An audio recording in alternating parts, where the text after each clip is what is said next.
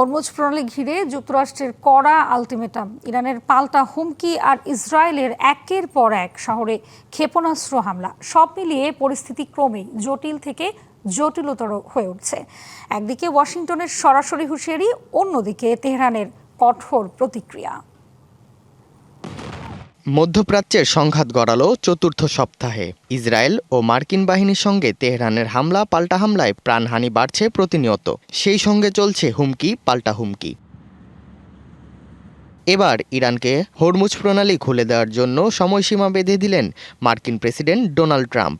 48 ঘন্টার মধ্যে হরমুজ প্রণালী খুলে না দিলে ইরানকে ধ্বংস করে দেওয়ার হুঁশিয়ারি দেন ট্রাম্প। সামাজিক যোগাযোগ মাধ্যম ট্রুথ সোশ্যালে দেয়া এক পোস্টে ট্রাম্প তার অবস্থান পরিষ্কার করেন।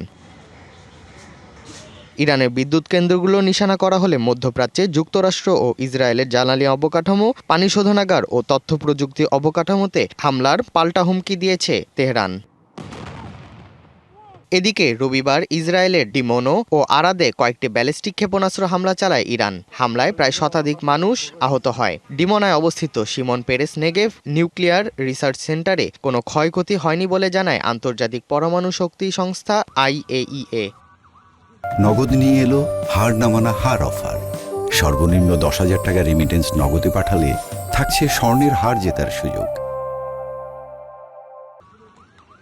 ইসরায়েল ছাড়াও কুয়েতের আলী আল সালেম মার্কিন ঘাঁটি এবং সংযুক্ত আরব আমিরাতের আল মিনহাদ ও আল ধাফরা ঘাঁটিতেও হামলা চালিয়েছে বলে দাবি করেছে IRGC। ইরাকের ইসলামিক প্রতিরোধ বাহিনী জানিয়েছে তারা 24 ঘন্টার মধ্যে মধ্যপ্রাচ্যে অবস্থিত মার্কিন ঘাঁটিগুলোর উপর 21 বার হামলা চালায়। এদিকে রিয়াদের দিকে ছোড়া ব্যালিস্টিক ক্ষেপণাস্ত্র প্রতিহত করেছে সৌদি আরব। ইর্তেজা চৌধুরী, DBC নিউজ ডেস্ক।